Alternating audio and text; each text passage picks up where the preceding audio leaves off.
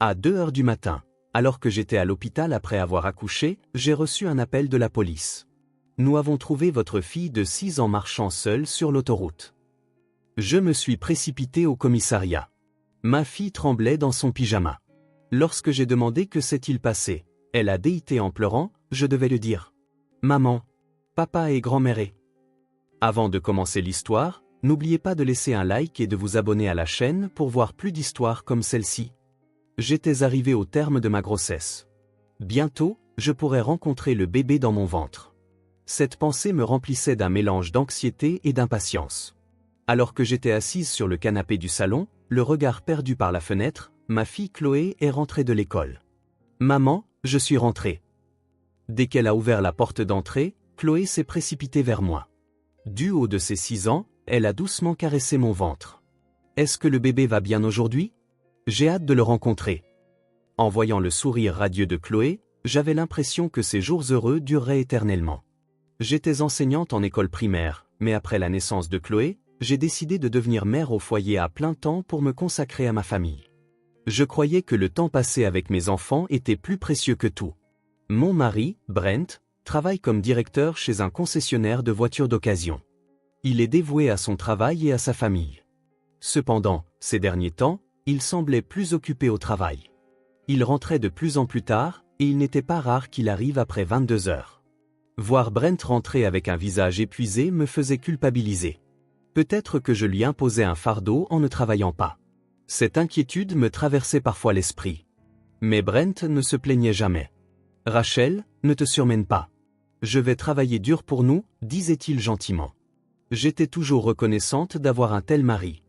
À l'approche de ma date d'accouchement, ma belle-mère, Patricia, a commencé à nous rendre visite plus fréquemment. Patricia veillait toujours sur moi, me disant « Rachel, n'essaie pas de tout faire toute seule. Dis-moi si tu as besoin de quoi que ce soit. » Quand Patricia venait, elle m'aidait avec les tâches ménagères et tenait compagnie à Chloé. J'en étais vraiment reconnaissante. Cependant, Chloé se montrait parfois un peu distante envers Patricia. Elle se faisait toute petite dans un coin de la pièce ou ne donnait que des réponses brèves lorsque Patricia lui parlait. « Chloé, dis bonjour à mamie. » Lorsque je l'y incitais, Chloé disait « bonjour » d'une toute petite voix. Patricia ne semblait pas s'en soucier, balayant la situation d'un rire, elle est juste timide. Je pensais la même chose. Après tout, les enfants sont parfois timides. Puis ce jour est arrivé. À 2 heures du matin, je me suis réveillé avec une douleur soudaine. Le travail avait commencé. J'ai réveillé Brent et nous avons commencé à nous préparer pour aller à l'hôpital. Bien que paniqué, Brent a calmement attrapé les clés de la voiture. Je vais appeler maman pour qu'elle garde Chloé. Elle viendra tout de suite. J'ai jeté un coup d'œil dans la chambre de Chloé. Ma fille dormait. J'ai pensé qu'il serait cruel de la réveiller, alors j'ai refermé doucement la porte. Avant de franchir la porte d'entrée, j'ai regardé une dernière fois la porte de la chambre de Chloé. Bonne chance, maman. Chloé, qui s'était réveillée, a passé la tête par la porte et m'a fait un signe de la main. J'ai souri et lui ai répondu d'un geste. Je serai bientôt de retour. Sois sage. Patricia est arrivée en souriant. Ne t'inquiète pas. Je m'occuperai bien de Chloé. Soulagé, je suis parti pour l'hôpital. L'accouchement à l'hôpital a été long. Tandis que j'endurais la douleur, j'ai failli céder à la faiblesse plusieurs fois. Mais Brent était là, à mes côtés, me tenant la main. Tiens bon, Rachel. Encore un petit effort. Encouragé par ces mots, je me suis accroché désespérément. Puis, à 1 heure du matin, un petit garçon est né. Au moment où son petit cri a retenti, les larmes ont coulé à flot. Mon corps était épuisé, mais mon cœur était comblé. Tu as été formidable, m'a dit Brent en m'embrassant sur le front. Mais juste après, il a regardé sa montre et s'est levé. Je m'inquiète pour Chloé, alors je vais rentrer à la maison. Je reviendrai demain. Je me suis senti un peu seul. J'aurais aimé qu'il reste un peu plus longtemps. Mais quel père attentionné, pensant à Chloé. C'est ce que je me suis dit. En regardant Brent quitter la chambre d'hôpital, j'ai serré le bébé contre moi. Le lendemain, je me suis réveillé dans mon lit d'hôpital. Mon corps tout entier était endolori. La douleur dans le bas du corps était particulièrement intense. Le moindre mouvement me faisait grimacer. Une infirmière m'a dit gentiment, « S'il vous plaît, ne forcez pas après l'accouchement. » Le bébé dormait à la nurserie. En contemplant son petit visage visible à travers la vitre, j'ai pris mon téléphone portable. Peut-être que Brent m'avait contacté, mais il n'y avait rien sur l'écran. Aucun appel, aucun message. Il devait être occupé par le travail. C'est ce que j'ai décidé de penser. Brent disait toujours que le concessionnaire de voitures d'occasion était particulièrement bondé le week-end. Aujourd'hui, c'était samedi. Il devait être au magasin. Vers 10 heures, mon téléphone a sonné. C'était un message de Patricia. Chloé va bien. Repose-toi. C'était tout. D'habitude, elle envoyait des messages plus longs. Elle me parlait de Chloé en détail. Le message d'aujourd'hui était étrangement court. J'ai essayé de répondre, mais je ne savais pas quoi écrire. J'ai tapé « Merci » et j'ai appuyé sur « Envoyer ». Il a été immédiatement marqué comme lu, mais aucune réponse n'est venue. Même à l'heure du déjeuner, il n'y avait aucune nouvelle de Brent.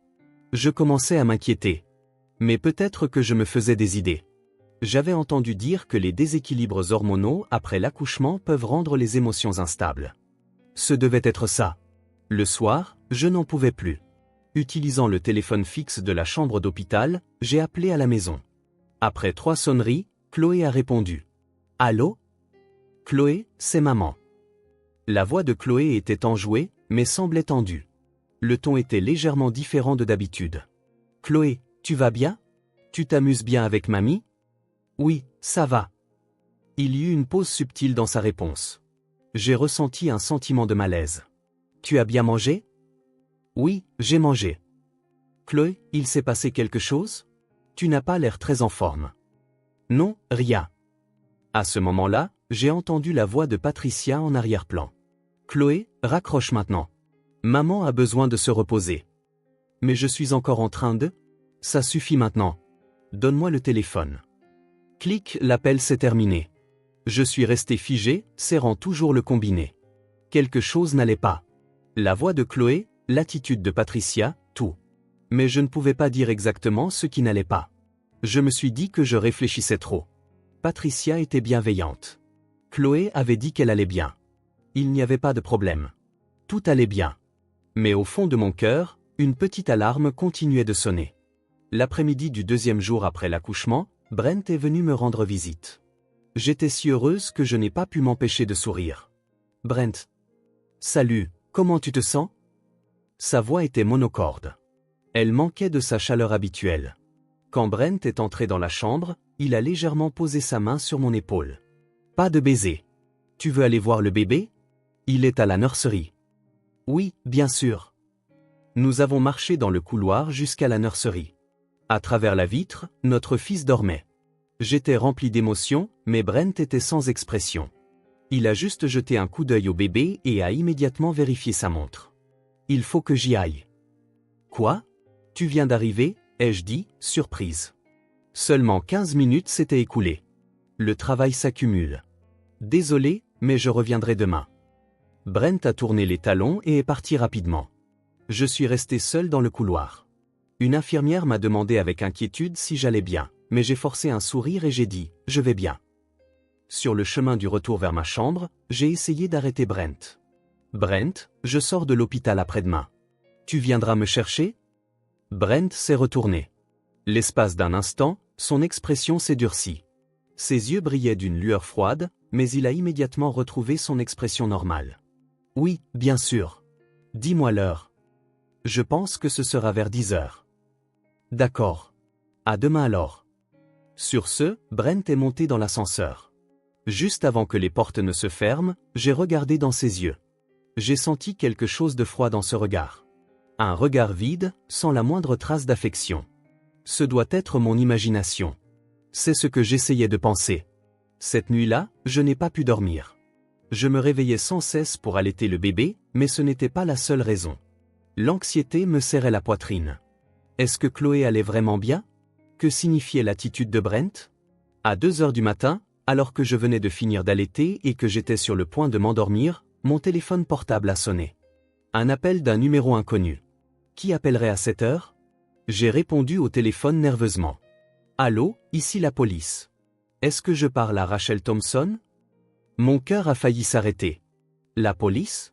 Pourquoi la police appellerait-elle ? Oui, c'est moi. Nous devons vous parler de votre fille. Mes mains se sont mises à trembler. Ma fille? Vous voulez dire Chloé? Oui. Chloé, 6 ans? La voix de l'officier était tendue. Quelque chose de grave était arrivé. Je l'ai su instinctivement. Qu'est-il arrivé à Chloé? Nous l'avons trouvée marchant seule sur l'autoroute. Le monde s'est arrêté. L'autoroute, seule. Quoi? Mais ma fille est censée être avec ma belle-mère. Elle devrait être à la maison. Non, votre fille était seule. Elle est au poste de police maintenant. Pouvez-vous venir tout de suite? J'ai agrippé le combiné. Mon corps tout entier tremblait. C'est un cauchemar. Ce doit être un cauchemar. Mais la voix de l'officier était bien réelle. J'ai appelé une infirmière. Quand je lui ai expliqué la situation, elle a eu l'air choquée. Mais Rachel, ce n'est que votre 3e jour postpartum. Bouger pourrait être dangereux. Ma fille est au poste de police. Je dois y aller. L'infirmière avait l'air troublée, mais a finalement hoché la tête. Au moins, prenez un taxi. S'il vous plaît, ne forcez pas. Je me suis habillé rapidement. La douleur dans le bas du corps était intense, mais je ne pouvais pas m'en soucier. Chloé avait marché seule sur l'autoroute. Ce seul fait suffisait à me donner le vertige. Je leur ai demandé d'appeler un taxi et j'ai quitté l'hôpital. Dans la voiture, j'ai appelé Brent à plusieurs reprises. Le téléphone sonnait dans le vide. Personne ne répondait. J'ai aussi appelé Patricia. Même chose, pas de réponse. Pourquoi personne ne répond? Le chauffeur de taxi m'a regardé avec inquiétude dans le rétroviseur. Je fixais la fenêtre, retenant mes larmes. Mon anxiété se transformait en peur. Qu'était-il arrivé à Chloé? Pourquoi était-elle seule dehors? Lorsque nous sommes arrivés au poste de police, je me suis précipité hors de la voiture. J'ai donné mon nom à l'accueil et un officier m'a conduit à l'arrière. En marchant dans le couloir, mes jambes tremblaient. Par ici. La porte s'est ouverte. À ce moment-là, j'ai eu le souffle coupé. Chloé était là. Son petit corps enveloppé dans une couverture, assise sur une chaise, vêtue d'un pyjama rose, pieds nus. Ses cheveux étaient en désordre, son visage mouillé de larmes.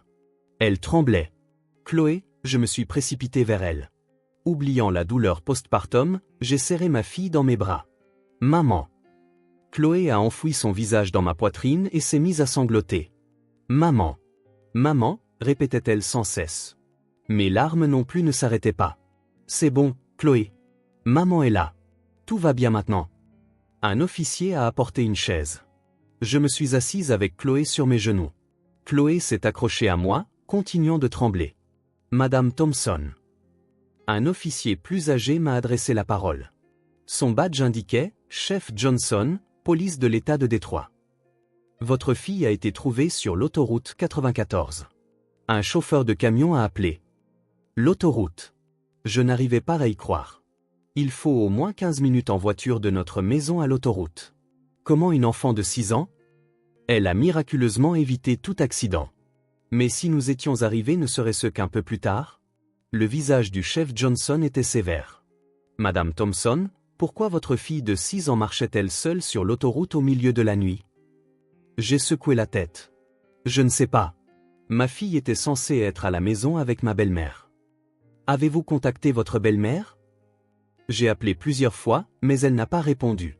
J'ai aussi appelé mon mari, mais même chose. Le chef Johnson a froncé les sourcils. J'ai doucement caressé la tête de Chloé et lui ai demandé à voix basse, « Chloé, que s'est-il passé? Raconte-moi. » Chloé a levé les yeux. Ses yeux étaient enflés et rouges. Ses lèvres tremblaient. Parce que, il fallait que je te prévienne, maman. Me prévenir de quoi?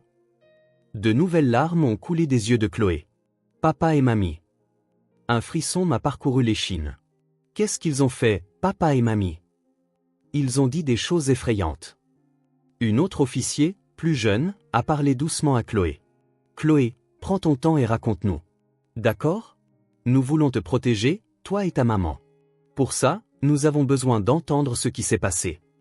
Chloé s'est accrochée à moi et a commencé à parler d'une voix hésitante. La nuit dernière, j'essayais de m'endormir dans mon lit. La voix de Chloé était faible et tremblante. Puis, j'ai entendu papa et mamie parler en bas. Qu'est-ce qu'ils disaient?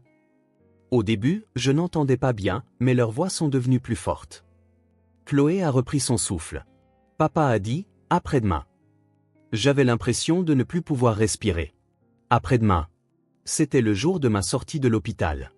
Et puis, c'est le jour où maman rentre de l'hôpital, il a dit. Le chef Johnson s'est penché en avant. Et ensuite? Le corps de Chloé a tremblé. Mamie a demandé, est-ce que la voiture est prête? La voiture? Ai-je répété. Oui. Et papa a répondu, oui, les freins sont parfaits. À ces mots, l'atmosphère de la pièce est devenue glaciale. Les freins. Mon cœur s'est mis à battre violemment. Chloé, qu'est-ce qu'ils ont dit d'autre? Chloé a continué à travers ses larmes. Mamie riait d'une manière étrange. Qu'est-ce qu'elle a dit? Ça ressemblera à un accident. Quand on touchera l'argent de l'assurance, on partagera en deux. Je ne pouvais plus respirer. L'argent de l'assurance. Accident. Frein. Tous ces mots tourbillonnaient dans ma tête. Puis papa a dit, parfait si le bébé est avec elle aussi. Et mamie a dit, oui, moins de problèmes aussi. Chloé a fondu en larmes. J'ai eu peur. J'ai pensé qu'il fallait que je prévienne maman. J'ai serré Chloé très fort. Mon corps ne cessait de trembler. Brent et Patricia, mon mari et ma belle-mère. Ils essayaient de me tuer. Le bébé aussi. Mais on m'a pris mon téléphone et ma porte était fermée à clé. Fermée à clé? Oui. Mamie l'a fermée de l'extérieur. Elle a dit, c'est dangereux. Le chef Johnson a demandé avec une expression sévère, alors, comment es-tu sorti? Par la fenêtre. J'étais sous le choc. De la fenêtre du deuxième étage? Oui. Je suis descendu par l'arbre. Ma fille de 6 ans s'était échappée par la fenêtre du deuxième étage, en descendant le long d'un arbre, pour me protéger. Puis j'ai couru. Je voulais venir te voir, maman, mais je ne savais pas où était l'hôpital. Chloé sanglotait. Je ne connaissais pas le chemin. Je me suis perdu et avant de m'en rendre compte, j'étais sur une grande route avec beaucoup de voitures. J'avais peur. Je tenais ma fille tout en pleurant moi-même. Du haut de ses 6 ans, elle s'était échappée de la maison au milieu de la nuit pour protéger sa mère, au péril de sa vie. Le chef Johnson s'est levé. Son expression avait changé. Madame Thompson, c'est une situation extrêmement grave. Nous allons agir immédiatement. La jeune officier a ajusté la couverture de Chloé et a dit, Chloé a été si courageuse. Elle a protégé sa mère. J'ai caressé les cheveux de Chloé. Merci, Chloé. Tu as sauvé maman. Le chef Johnson donnait des ordres à un autre officier. Saisissez la voiture immédiatement. Préparez-vous à interroger Brent Thompson et Patricia Thompson. J'ai demandé d'une voix tremblante. S'il vous plaît, vérifiez ma voiture pour voir si quelque chose a vraiment été fait au frein. Bien sûr. Et nous allons également enquêter sur l'assurance vie. L'assurance vie? En y repensant, il y a environ 6 mois, Brent avait dit qu'il voulait revoir notre assurance car, selon lui, notre famille s'agrandissait. J'avais signé les papiers sans me méfier.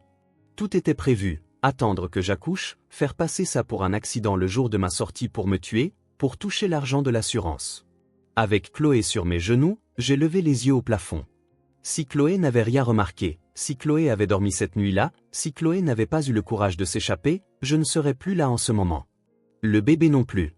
Maman, je suis arrivé à temps, a demandé Chloé d'une petite voix. J'ai pris le visage de ma fille entre mes mains. Tu es arrivé à temps.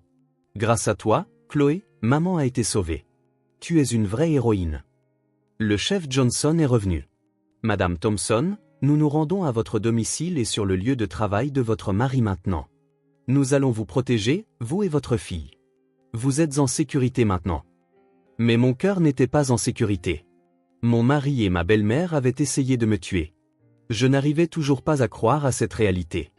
Dans une pièce du poste de police, je leur ai tout raconté en tenant Chloé. Le chef Johnson et l'officier de police écoutaient attentivement. À propos de l'assurance vie, s'il vous plaît, dites-nous ce dont vous vous souvenez. J'ai fouillé dans ma mémoire. Il y a 6 mois, Brent a dit qu'il voulait revoir notre assurance. Puisque notre famille s'agrandit, nous devons penser au pire des scénarios, a-t-il dit. Et votre assurance précédente? Elle était de 500 000 $. Mais Brent a dit, ce n'est pas suffisant pour élever 2 enfants. Ma voix tremblait. Nous l'avons changée pour une police de 2 millions de $. Brent était le bénéficiaire. J'avais signé sans rien soupçonner. Le chef Johnson a hoché la tête. Il planifiait ça depuis ce moment-là. Attendre que votre enfant naisse, choisir ce moment précis. Mais pourquoi? Je ne pouvais pas comprendre. Brent avait été un mari attentionné. Du moins, c'est ce que je croyais. Nous allons enquêter sur les problèmes financiers. Il doit y avoir un mobile. La police a agi rapidement. Chloé et moi avons été placés sous protection et on nous a dit d'attendre dans une pièce séparée. Chloé, épuisée, s'est endormie sur mes genoux. En contemplant le visage endormi de ma fille, mes larmes ne cessaient de couler. À 4 heures du matin, le chef Johnson est entré dans la pièce. Madame Thompson, nous avons examiné la voiture. J'ai retenu mon souffle. Les conduites de frein ont été sabotées.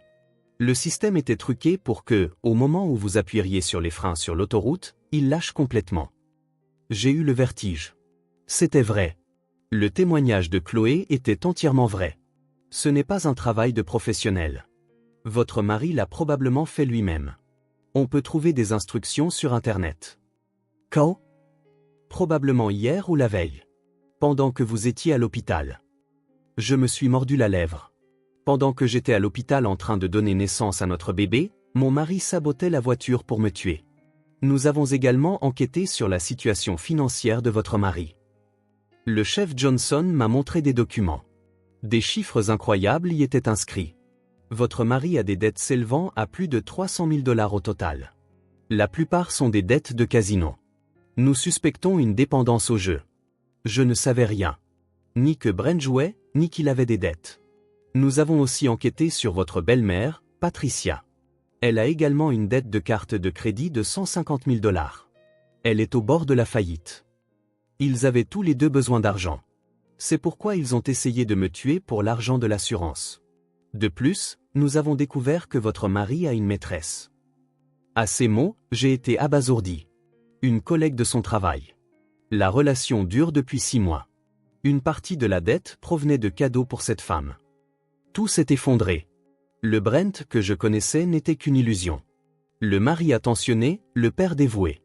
Tout n'était qu'un mensonge. À 5 heures du matin, la police a perquisitionné notre maison. Ils ont arrêté Brent et Patricia pour tentative de meurtre et tentative de fraude à l'assurance. J'ai appris plus tard que Brent avait crié « c'est un coup monté » et avait résisté. Patricia n'a rien dit, se laissant simplement menotter en silence. Le matin, j'ai contacté un avocat. Une amie de l'université qui travaillait dans un cabinet d'avocats s'est précipitée. « Rachel, je n'arrive pas à y croire. » Mon amie Sarah m'a prise dans ses bras. « Mais grâce à Chloé, tu as été sauvée. » Dieu merci. Sarah a expliqué les procédures légales. Les preuves sont parfaites. Le sabotage de la voiture, les problèmes financiers, le témoignage de Chloé. Ils vont tous les deux être condamnés, c'est certain. Qu'est-ce que je dois faire? D'abord, nous allons lancer la procédure de divorce. Tu obtiendras la garde à 100%. Nous pouvons aussi réclamer des dommages et intérêts et une pension alimentaire. Dans la salle d'interrogatoire, la vérité a éclaté. Brent a tout nié au début, mais face aux preuves, il a cédé. Le plan avait commencé il y a 6 mois, lorsque la mère de Brent, Patricia, a appris ses dettes de jeu. Patricia elle-même avait des dettes liées à une dépendance au shopping. Tous deux étaient désespérés pour de l'argent. L'argent de l'assurance résoudrait tout. En pensant cela, Brent a changé mon assurance pour 2 millions de $. Puis il a attendu le moment parfait, l'accouchement. Juste après avoir accouché, mon corps serait faible. Facile de mettre en scène un accident. Patricia a accepté. Sur le chemin du retour de l'hôpital, un accident sur l'autoroute. Si le bébé était avec moi, personne ne se douterait de rien. Les deux ont planifié ma mort. Pendant que j'étais à l'hôpital, donnant la vie au péril de la mienne, ils attendaient ma mort. Ils prévoyaient de se partager l'argent de l'assurance. Brent rembourserait ses dettes et commencerait une nouvelle vie avec sa maîtresse. Patricia rembourserait ses dettes et vivrait une retraite confortable. Chloé était un obstacle, alors il prévoyait de la placer dans un foyer. Tout ça pour de l'argent.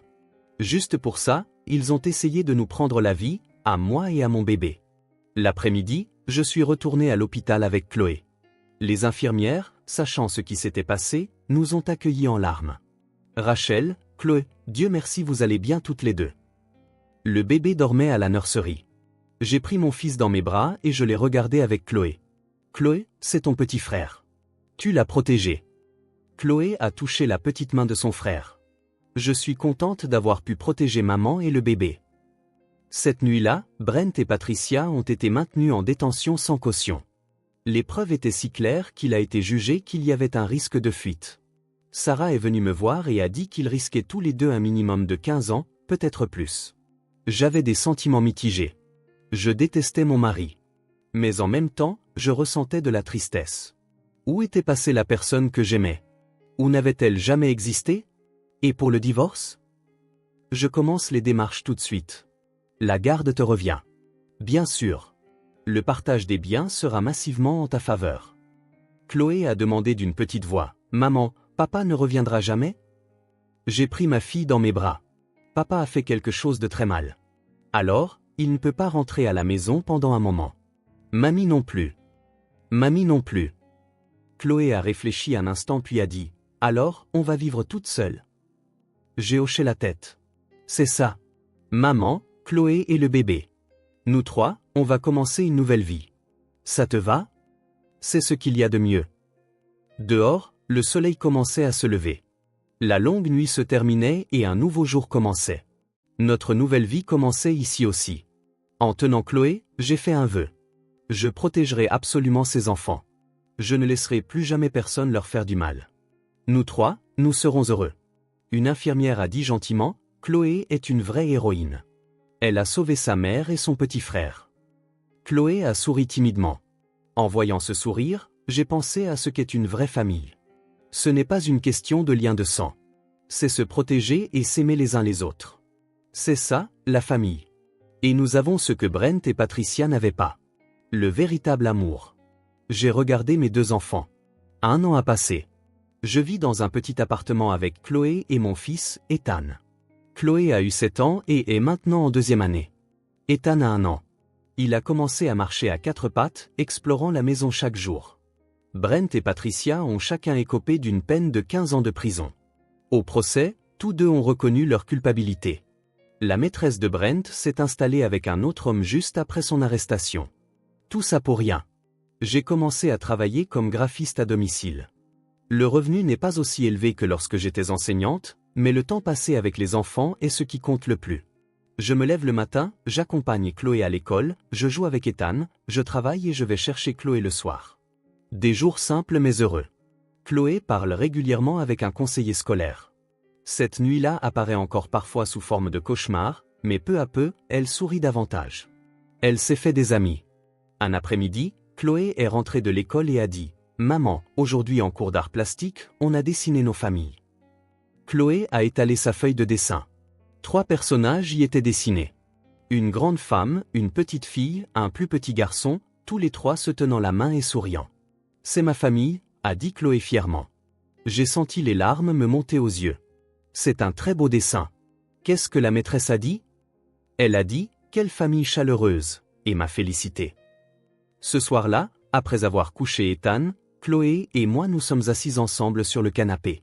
Chloé a demandé d'une petite voix, « Maman, même sans papa, on est toujours une famille. » J'ai pris la main de ma fille. La famille, ce n'est pas une question de lien de sang.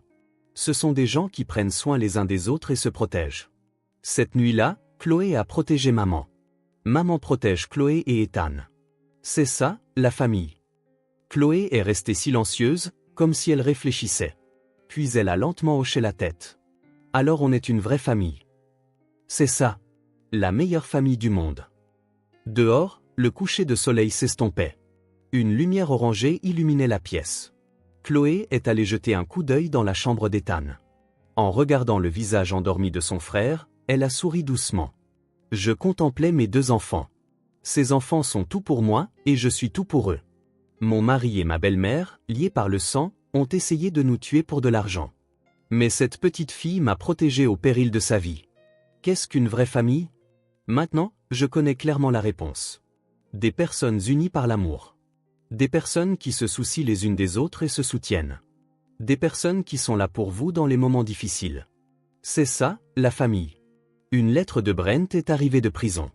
Elle disait « Je veux voir Chloé ». Je n'ai pas répondu.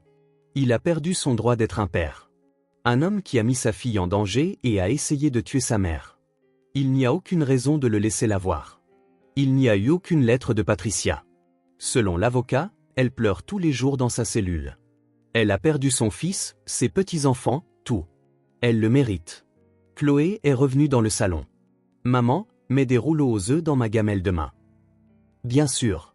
Les rouleaux aux œufs sucrés que tu aimes. Ouais. Quand mon frère sera plus grand, je l'aiderai à préparer sa gamelle aussi. Les yeux de Chloé brillaient. Ayant surmonté la terreur de cette nuit, cet enfant est devenue forte. J'ai serré Chloé dans mes bras. Tu es une grande sœur merveilleuse. Tu es une maman merveilleuse aussi. Nous avons ri ensemble. Je pouvais entendre la respiration endormie d'Ethan.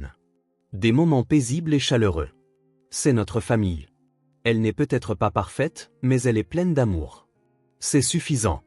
Dehors, les étoiles commençaient à briller. Notre nouvelle vie continue à partir d'ici. Nous trois, main dans la main, notre vraie famille.